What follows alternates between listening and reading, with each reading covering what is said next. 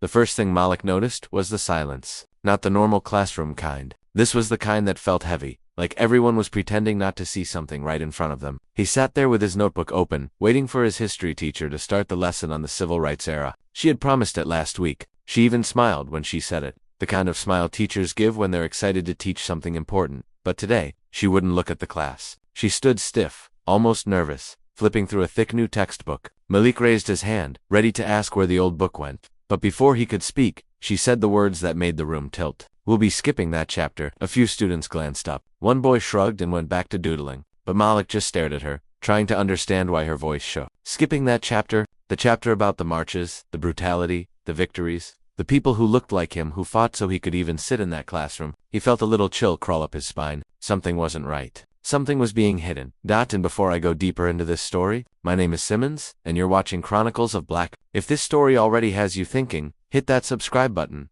drop a comment, and stay with me, because what happens next says everything about why some folks want this history gone. Back in Malik's classroom, the teacher turned the page so quickly it sounded like she wanted to tear it out. "We'll move to the next unit," she said. "New curriculum guidelines." She didn't look up once. New guidelines. Overnight, Malik wasn't new to the way things worked in his small southern town, but even this felt strange. At lunch, he checked his backpack, flipping through the new textbook. Entire sections that used to be there, not simplified, not shortened, gone. No Montgomery, no Selma, no Reconstruction, not a word about the local protests from decades ago that his grandmother always talked about. It was like someone had scrubbed the past clean.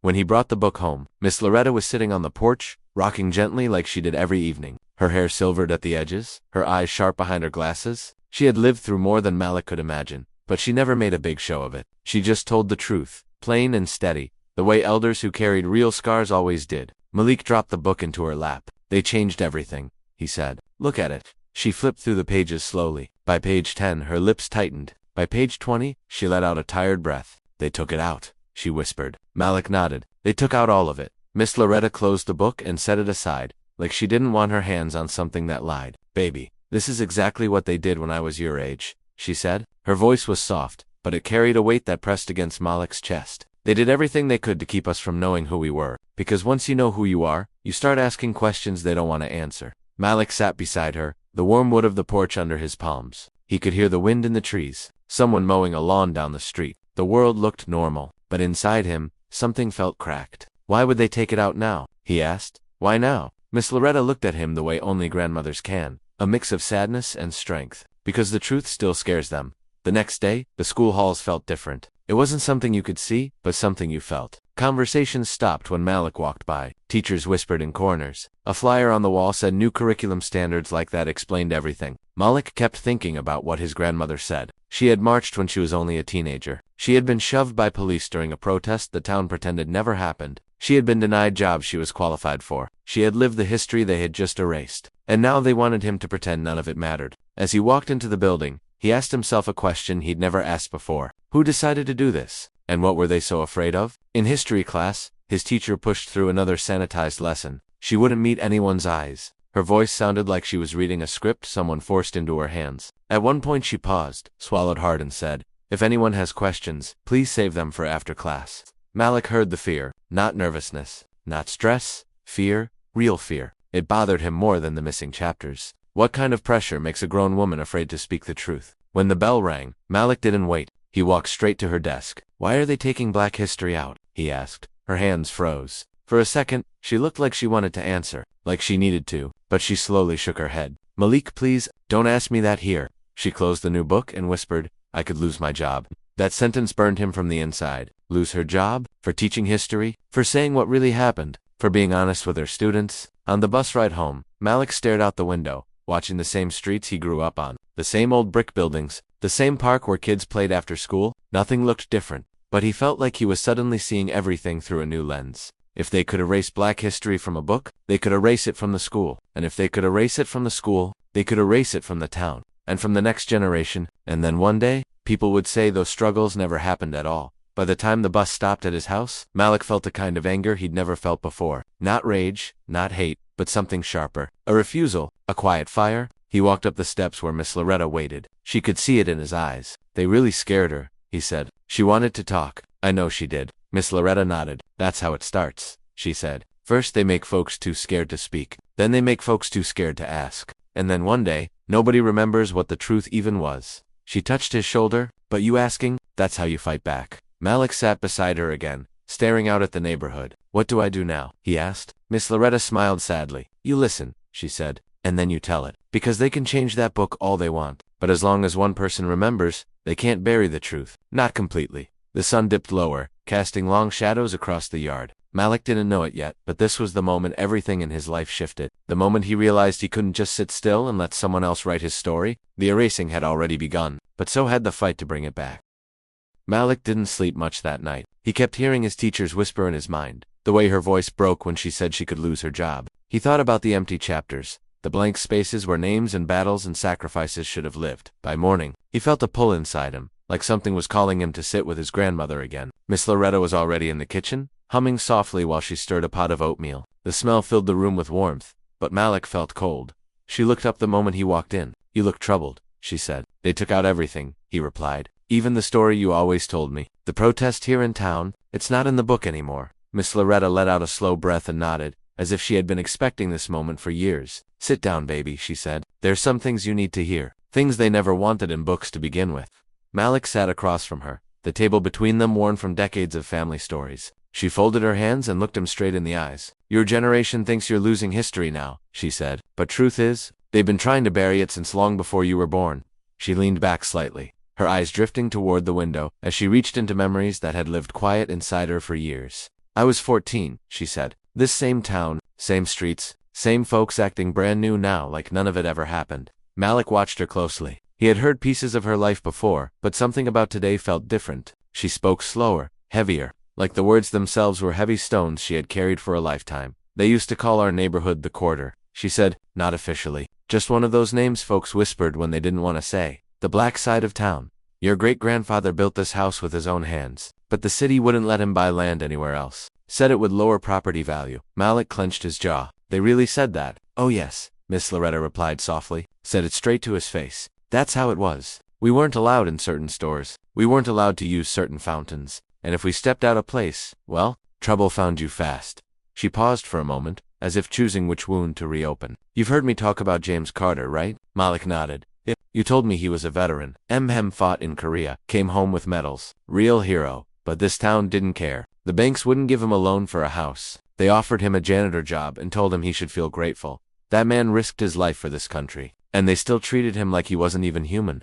She tapped her fingers lightly on the table, each tap carrying decades of frustration. And you know what the saddest part is? That story never made the newspaper. They wrote about the parade for the white boys who came home. But James, not a mention. She looked down, her voice softening. That's why they don't want you learning real history, babe. Because once you see how this country treated people like James, like me, like your whole bloodline, you start seeing the patterns. Malik swallowed hard. He tried to imagine being treated like that, being invisible in your own country. What about the protest? He asked. The one they erased from the book. Miss Loretta's eyes changed. A flicker of pain, a flicker of fire. That day still lives inside me, she whispered. I can see every face, hear every shout.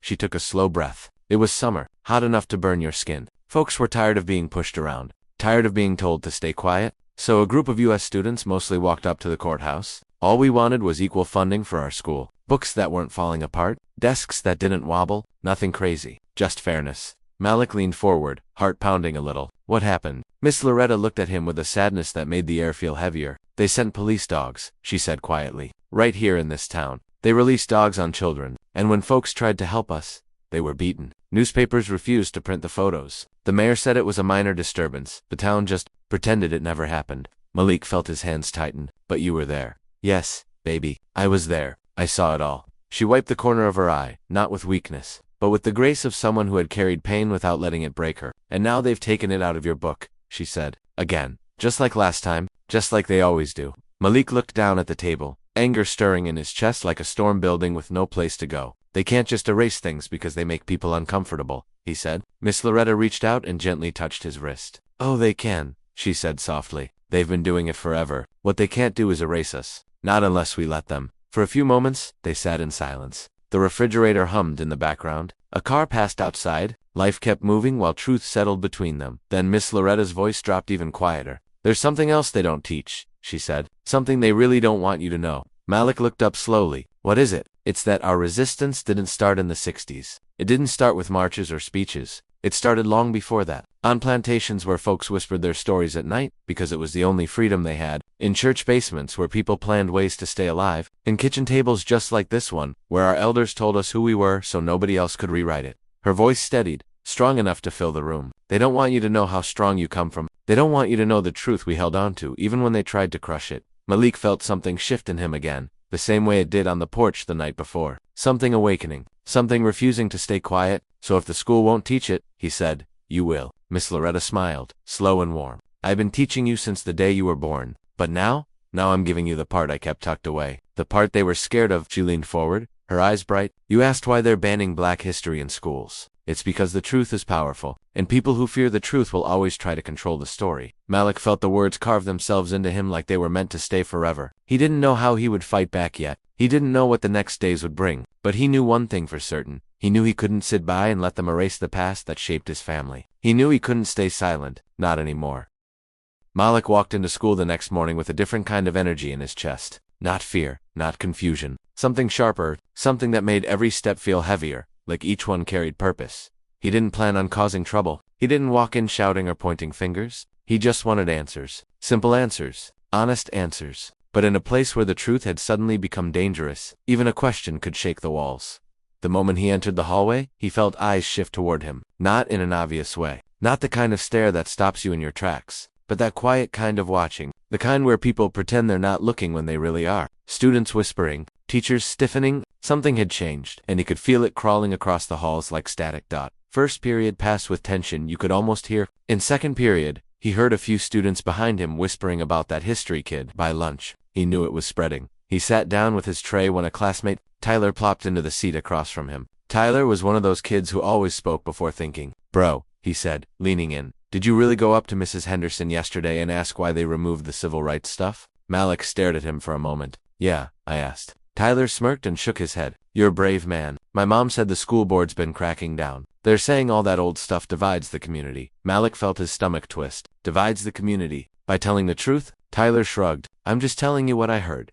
Then he added something that stuck like a thorn. Honestly, you're kind of stressing the teachers out. Some folks think you're making a big deal out of nothing. Nothing. The word hit Malik like a slap. Nothing. As if generations of suffering were a small inconvenience. As if dogs attacking children was nothing. As if his grandmother's scars were nothing. He didn't even finish lunch. He walked out, tray untouched, heart pounding with a mix of anger and disbelief. Later that day, he found one of his teachers, Mr. Daniels, sitting alone grading papers. He was one of the few who had always encouraged critical thinking. Malik stepped inside the empty classroom quietly. Can I talk to you? He asked. Mr. Daniels glanced up, his face tightening the moment he saw who it was. Close the door, he whispered. Malik did. And in that moment, the mood changed instantly. Mr. Daniels rubbed the bridge of his nose and sighed. Malika heard what happened, and I need you to be careful. Careful of what? Malik asked, his voice steady. Of who you confront, of how loud you speak. Things are different now. Malik stepped closer. So we can't talk about history anymore. Mr. Daniels looked around the empty room like someone might be listening. It's not that simple, he said. The school board put out a new policy. We can't teach anything they consider sensitive unless it's approved, and they're watching everything. They're monitoring complaints. They're monitoring us. Sensitive, Malik repeated. Black history is now a sensitive topic. Not to me, Mr. Daniels said quietly, but to the people who voted on this. Yes. Malik shook his head. So I'm supposed to pretend none of it happened. Mr. Daniels swallowed hard. I didn't say that. Then what are you saying? He hesitated, pressing his lips together. I'm saying, don't put teachers in a position where they have to choose between their job and the truth. Those words hurt more than anything Malik had heard so far. So now I'm the problem. No, Mr. Daniels said quickly. Not at all. You're asking the right questions. But this system, it punishes people who answer them. Malik stepped back slowly, feeling a sting of betrayal that wasn't directed at Mr. Daniels, but at the whole world around him. So you're telling me the truth is dangerous? He said. Mr. Daniels didn't speak at first, but his silence said everything. Finally, he whispered, dangerous to the people in charge. Malik left the room with his heart beating fast. He wasn't used to being seen as a threat, but now he saw how fragile the people in control really were. They weren't scared of violence, or anger, or protests. They were scared of an honest question from a 16-year-old boy. That afternoon, a rumor began circulating that Malik had challenged teachers. Someone exaggerated, someone added their spin. By the final bell, 3 different versions of the story were floating around. One said he yelled at a teacher. One said he threatened to cause a scene. One even said he was trying to start trouble. None of it was true, but lies spread faster than truth in places that fear accountability. As he walked to the buses, 2 school board members stood in the lobby, stiff suits, tight smiles. One of them nodded at Malik, but not in a friendly way. "Is that the child causing all the questions?" one whispered to the other. Malik heard it. He didn't react, but something inside him hardened. That evening, he sat back on the porch with Miss Loretta. "They're trying to scare me," he said softly. She nodded. "They always do when you get close to the truth." "But why?" he asked. "Why can't they just teach what happened?" Miss Loretta looked at him with eyes full of wisdom and a lifetime of watching how power operates. "Because, baby, if this country teaches its children what really happened, then they start asking who benefited from the lies." Malik stared at the street in front of him. The night was quiet, but inside him, something roared. "So what do I do now?" he asked. Miss Loretta didn't hesitate. "You keep asking," she said, "and you find others who are brave enough to ask with you. One voice can be ignored, but a whole room, a whole crowd, that's when the walls start shaking." Malik sat up straighter. For the first time, he understood the power of community, the power of refusing to be silent, the power of one question turning into many. He didn't know it yet, but this moment right here, this quiet conversation on a warm night, was the beginning of something the town wouldn't be able to silence. Not this time. Not with him.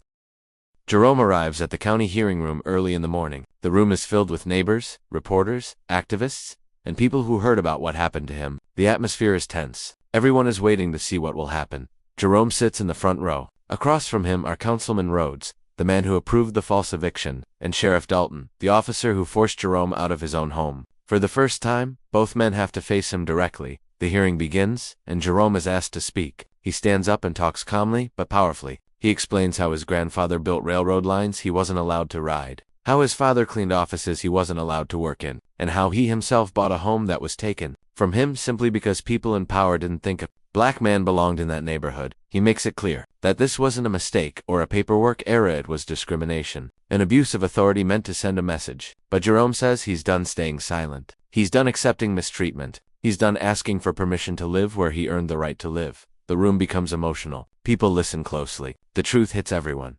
The hearing officer makes the final ruling. Councilman Rhodes is removed from office for abuse of authority and racial bias. Sheriff Dalton is suspended and placed under investigation for unlawful conduct during the eviction. Both men are shocked. The system that once protected them is now forcing them to face consequences. Jerome walks out of the hearing room. Reporters try to talk to him, and neighbors celebrate him. But he just looks at his home across the street still standing, and finally his again. A small smile appears on his face. For the first time in a long time, he feels like the fight was worth it. He stood up, and the world was forced to listen. His struggle wasn't just a moment of pain, it was a moment of strength and a step forward for justice. Jerome standing outside his house in the quiet of the early evening. The crowd has faded, the cameras are gone, and the street feels calm again. He looks at the porch where he once sat with his father, listening to stories that shaped the way he sees the world. For a long moment, he just stands there, taking it all in. The house smells the same, the floorboards sound the same, yet everything feels different now. It's no longer just a home. It's a reminder of how fragile dignity can be when people with power decide who belongs and who doesn't. Single quotes 2. Jerome walks from room to room, touching the walls like he's checking if everything is still real. In the corner of the living room, there's an old framed photo of his family. He picks it up and whispers to himself saying, "We made it back." It's not a victory shout. It's the tired voice of a man who fought a battle he never should have had to fight. But Jerome knows he didn't just win for himself. He won for every black family that has been pushed out, lied to, threatened, and told they don't belong. He knows there are people out there who don't have the support he had. People who lose everything in silence because no one listens. That thought hurts him more than anything that happened to him personally. He sits on the couch and turns on a small lamp. The soft light fills the room. He thinks about the children in his community who will grow up learning half-truths or outright lies about their history. He thinks about how easily injustice grows when people pretend the past doesn't matter. And he thinks about how the same forces that tried to erase his ownership of his home are the same forces trying to erase the truth from classrooms across the country. The fight is never just about a house. It's about memory, dignity, and identity. Jerome takes a slow breath and decides that silence is no longer an option. He begins volunteering at local schools, offering to speak about real history, the kind that makes people uncomfortable but also makes them think. He refuses to let anyone rewrite the struggle his family lived through. When he stands in front of those students, he tells them stories with honesty, pain, hope, and humor. He watches their faces change, sees how understanding grows one truth at a time. It reminds him that teaching is its own kind of resistance. That as the months pass, his story spreads far beyond his neighborhood. Community groups ask him to speak. Journalists visit again. But this time they aren't looking for scandal, they're looking for guidance. People tell him his courage gave them strength to confront their own situations. Some say they finally spoke up at work. Some filed complaints they were too afraid to file before. Others simply say his story made them feel seen. And that matters to him more than any ruling or headline. One evening, Jerome receives a letter from a high school student who heard him speak. The student writes, "They tried to erase us, but your story reminded me that we're still here." Jerome holds that letter for a long time. It feels like proof that the struggle wasn't wasted. That one voice can shake the room when it refuses to break. Jerome isn't perfect. He still has days when he feels the weight of what happened. He still flinches when a patrol car slows down near him. He still wonders how many more battles he'll have to fight in his lifetime. But he refuses to let fear guide him. Each time he feels that old heaviness in his chest, he reminds himself, "I walked back into my house. They couldn't stop me from coming home." In the end, Jerome understands something simple but powerful. People who fear the truth will always try to bury it. They'll disguise it as policy, tradition, protection, whatever makes it sound clean. But the truth always rises.